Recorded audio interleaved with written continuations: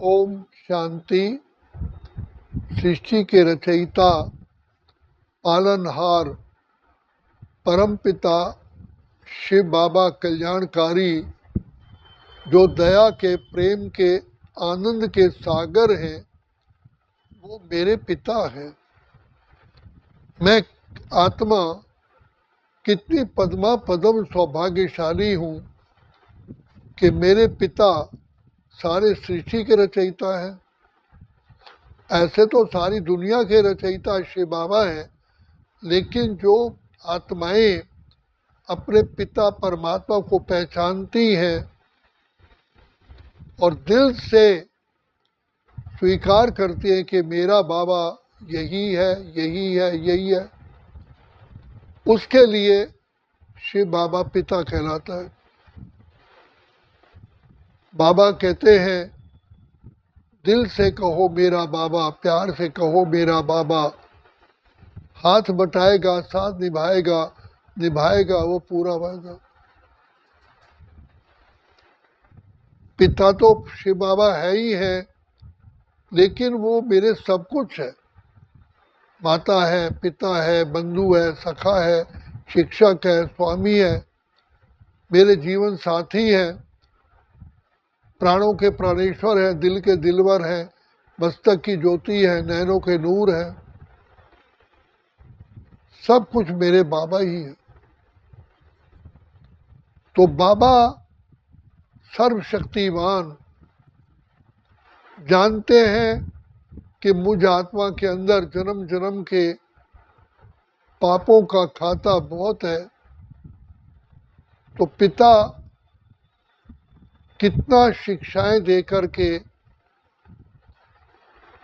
मुझ आत्मा को पावन बनाने का पूरा प्रयास भी कर रहे हैं, हिम्मत भी दे रहे हैं, मेरा उमंग उत्साह भी बढ़ा रहे हैं और कदम कदम पे मदद दे रहे हैं। मैं सचमुच प्रैक्टिकल अनुभव करता हूँ कि शिव बाबा मेरे जीवन के प्राण आधार हैं, वही मेरे सच्चे सच्चे साथी हैं।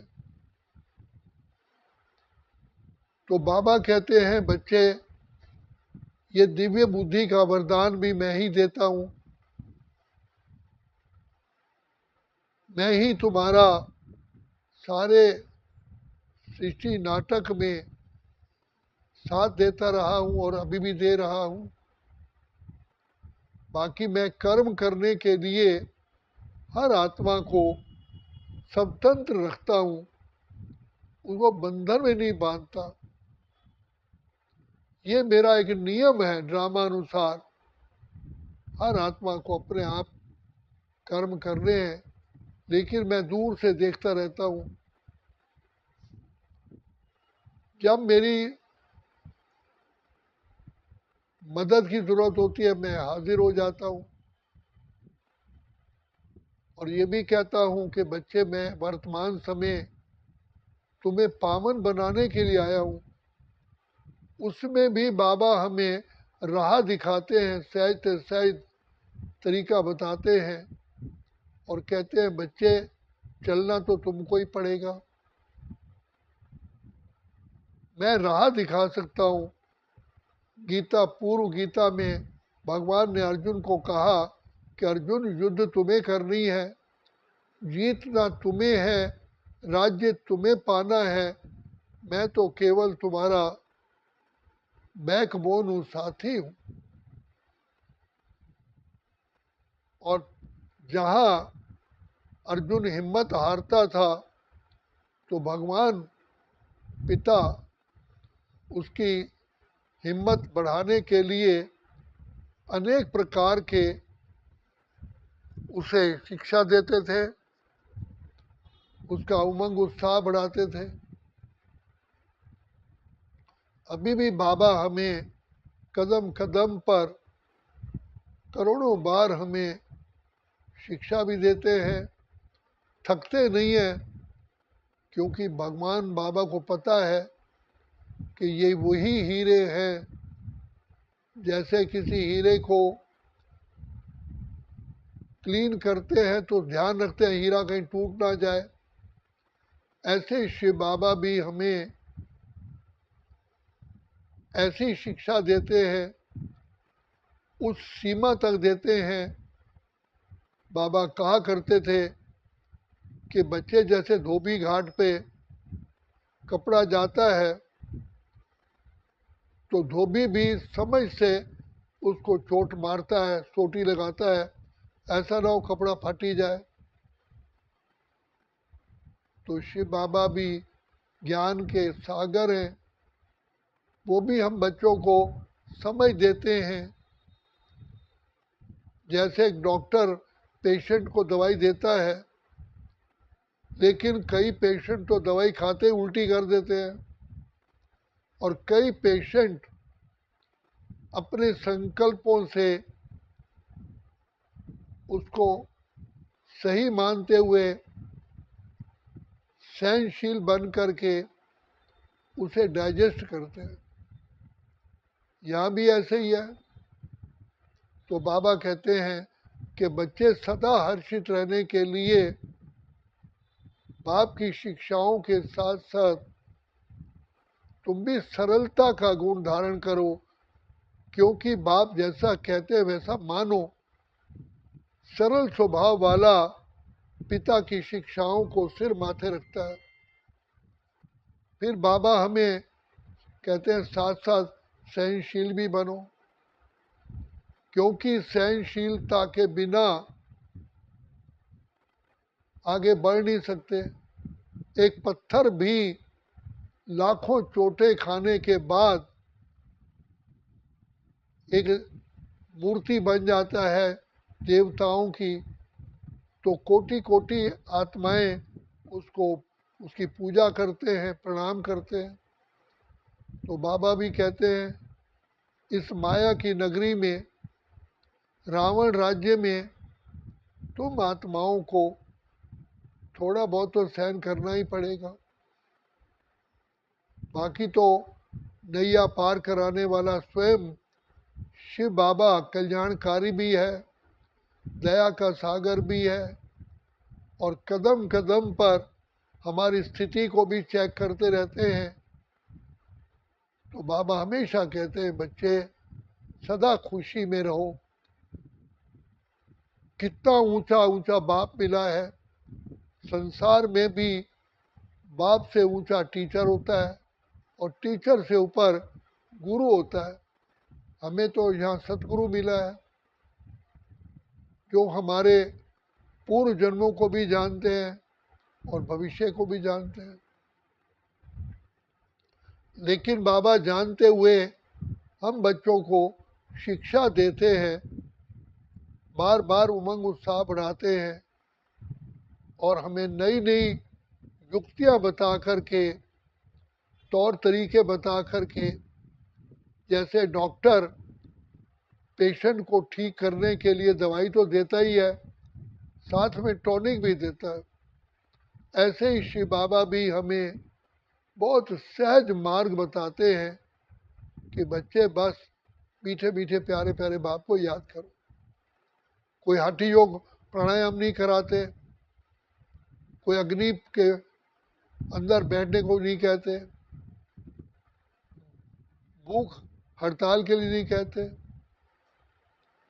लेकिन इतना कहते हैं मुझे याद करोगे तो तुम्हारे अंदर दृढ़ता आएगी, सहनशीलता आएगी, नम्रता आएगी, और साथ साथ परिवर्तन शक्ति भी आएगी। तो बाबा बार बार हमको कहते हैं कि स्वस्थिति से ही परिस्थिति पर तो विजय पा सकते हो और विजय पाते हो।